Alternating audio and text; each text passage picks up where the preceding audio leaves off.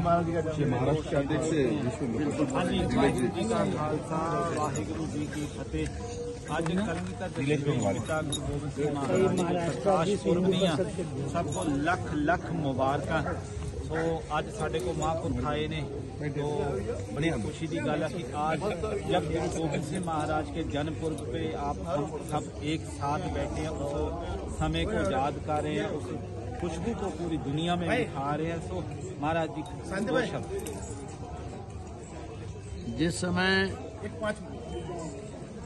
राष्ट्र के ऊपर बहुत बड़ा अनाचार पापाचार हो रहा था, हिंदुओं के ऊपर बड़ी पीड़ा दी जा रही थी, पूज्य श्री गुरु गोविंद सिंह जी महाराज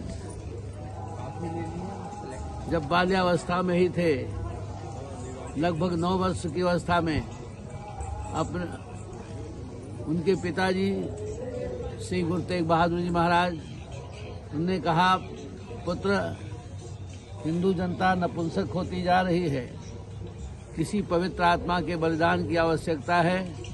जब तक पवित्र आत्मा के का बलिदान नहीं होगा तब तक ये हिंदू जनता की नपुंसकता दूर नहीं होगी। गुरु गोविंद सिंह जी महाराज ने अपने पिता से उस समय कहा, पिताजी आप जैसा पवित्र कौन होगा, सबसे पवित्र आप हैं। और उस समय श्री गुरु तेग बहादुर जी महाराज का दिल्ली में बलिदान हुआ हिंदू जनता के लिए, हिंदुओं की नपुंसकता को दूर करने के लिए। और जब थोड़ा और बड़े हुए, 14 वर्ष की अवस्था में आए, बैसाखी का पर्व आया और उस दिन महाराज श्री ने राष्ट्र के उद्धार के लिए, हिंदुओं के उद्धार के लिए, तमाम भीड़ थी, तमाम लोग थे, तलवार निकाला, मुझे बलिदान चाहिए, शीश चाहिए। कुछ लोग पीछे से हट गए, दूसरी आवाज लगाई, तीसरी आवाज लगाई, 5 सामने आए, पांच सामने आए। उन 5 को लेकर के खालसा पंथ की स्थापना की। खालसा माने जो एकदम शुद्ध हो, जिसमें कोई मिलावट न हो, वो खालसा है।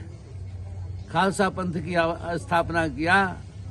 मेरा सिपाही अकेले 1-2 से नहीं लड़ेगा, 10-20 नहीं, 150 नहीं, 1000 नहीं, 1.25 लाख पर हमारा एक सिपाही लड़ेगा। 1.25 लाख पर एक लड़ाऊं, चिड़ियों पर मैं बाज उड़ाऊं, तब गोविंद सिंह नाम का खालसा पंथ की स्थापना की।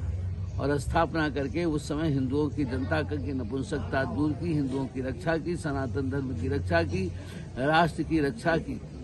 और राष्ट्र के लिए ही, सनातन धर्म के लिए ही अपने किला छोड़ करके बाहर निकलना पड़ा।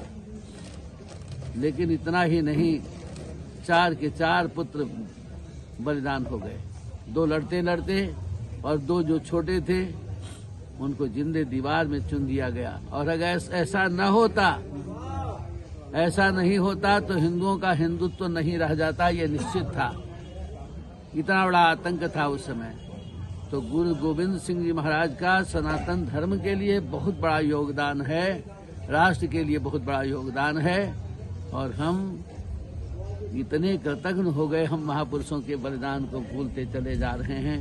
दुर्भाग्य है आज भी हमारे बच्चे मुगलों का इतिहास, अय्यासों का इतिहास पढ़ रहे हैं। समय आ गया है, हम इन महापुरुषों के बलिदान को भूलेंगे नहीं और राष्ट्र की रक्षा के लिए हमेशा हमेशा तैयार रहेंगे, सनातन धर्म की रक्षा के लिए हमेशा तैयार रहेंगे, महापुरुषों का के शरण में रहेंगे, जिससे देश का कल्याण होगा।